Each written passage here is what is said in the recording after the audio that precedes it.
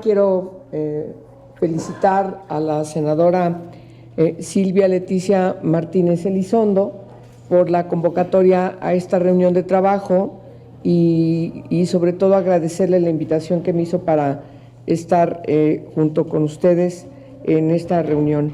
Y a cada uno de ustedes también les agradecemos que hayan venido al Senado de la República y sean ustedes bienvenidas y bienvenidos. ¿Cómo fue que pasan los sexenios, pasan los siglos y de repente un precepto constitucional como el que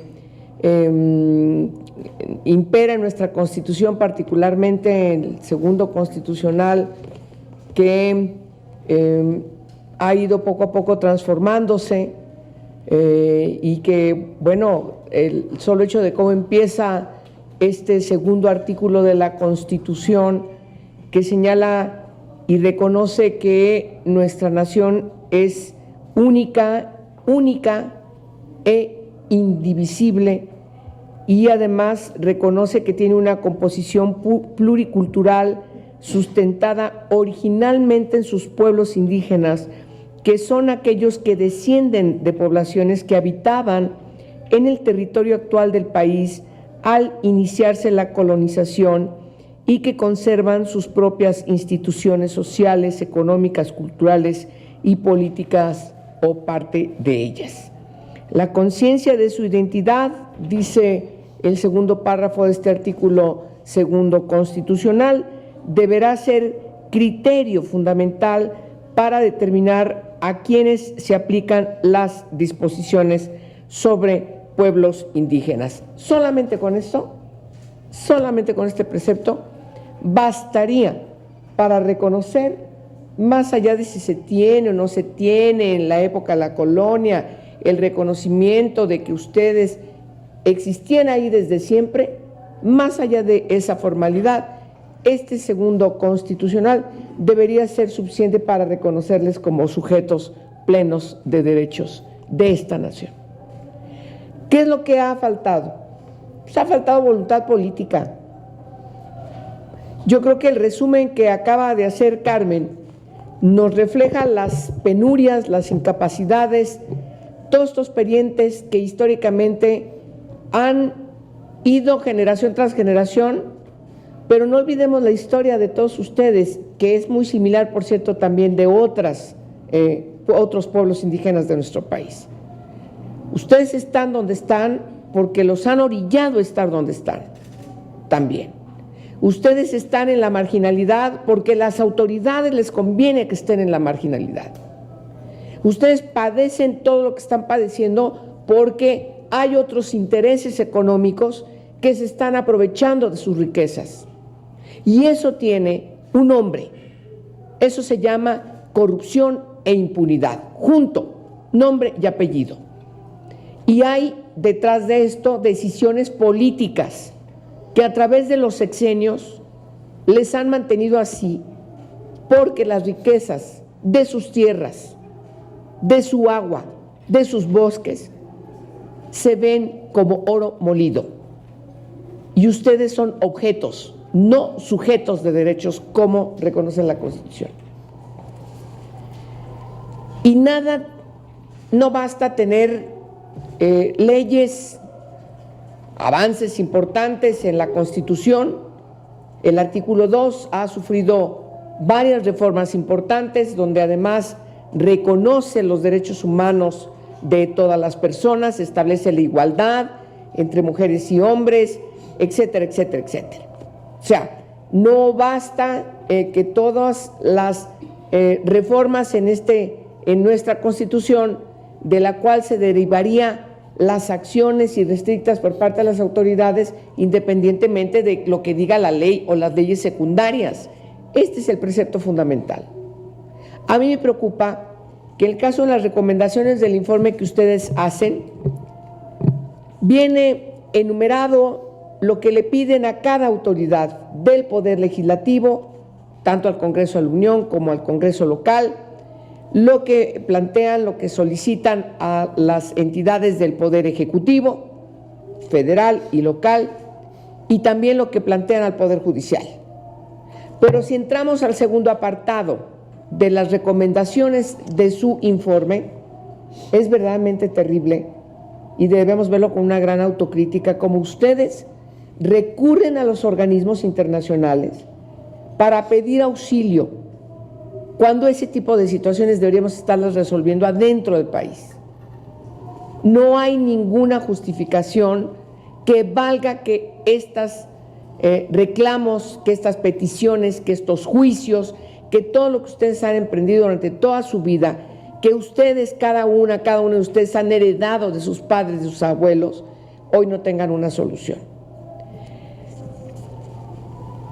Me parece que también debo decirlo, y no de embalde, la convocatoria de este evento también fue producto de una convocatoria de la senadora de Chihuahua, sí, y que de veras yo espero estar totalmente convencida de lo que voy a decir, pero se abre un resquicio de esperanza en Chihuahua con el nuevo gobernador. Me parece que hay que ayudarlo.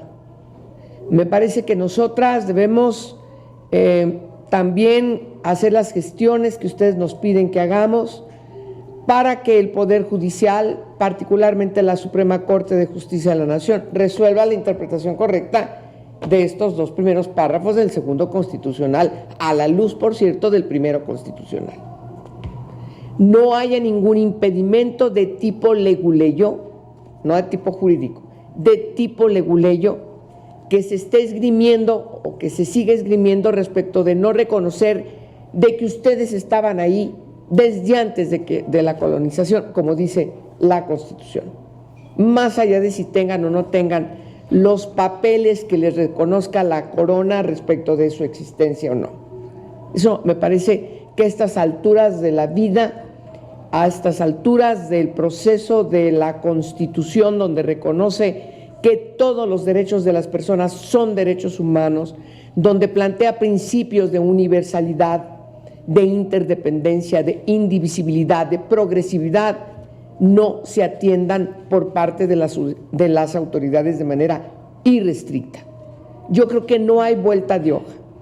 Y en ese sentido, quisiéramos pedirles que nos den la oportunidad para coadyuvar con ustedes en la parte, además de lo que nos piden, que francamente es poco, al Congreso de la Unión. Hay una parte que corresponde a la Cámara de Diputados, donde nosotros no tenemos atribuciones, pero me parece que la parte fundamental de la resolución de sus problemas, que también tiene que ver con la prevención de la criminalidad que viven y padecen todos los días. Sabemos, ustedes no nos lo han dicho aquí, pero conocemos la situación que sobreviven todos los días con el hostigamiento de las bandas delincuenciales, de las muertes que pasan en el anonimato de quienes se atreven a ser defensores de derechos humanos. Sabemos los riesgos que están sufriendo todos los días las niñas y los niños por parte de estas bandas delincuenciales. Aquí no nos están diciendo eso porque sabemos que tienen temor, pero yo sí lo puedo decir. Y eso es inadmisible. Y las autoridades no pueden cerrar los ojos a esa realidad.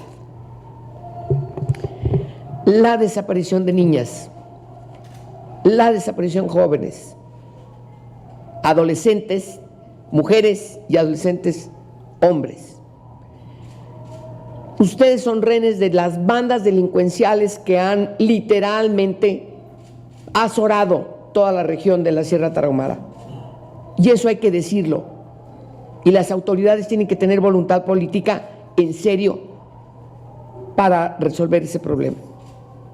Y ese problema se resuelve atendiendo lo que ustedes aquí nos están diciendo. De tal manera que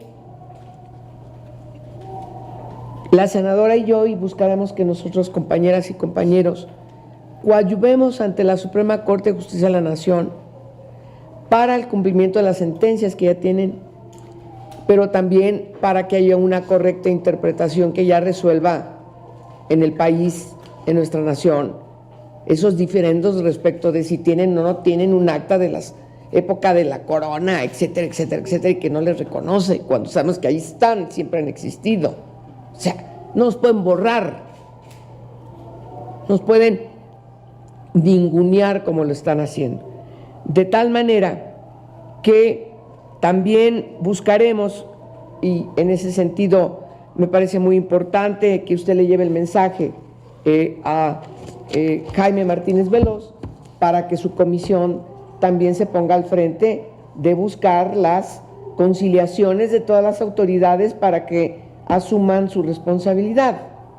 Sabemos que la comisión tiene conocimiento, tiene la historia, sabe perfectamente bien de todo lo que ha acontecido en la Sierra Tarahumara, y entonces me parece que puede ser un coadyuvante eficiente para buscar las voluntades de las secretarías de Estado que tienen que resolver este problema, ¿sí? Que junto con las autoridades locales realmente se busque una solución de fondo y no se pase un trienio, otro sexenio, una generación y luego viene otra y sigan con la situación que hoy prácticamente está devastando a los pueblos de la Sierra Tarahumara. Eso es lo que yo podría decir, y me perdonan, pero conozco la situación concreta de algunos hechos y sí teníamos que decirlo.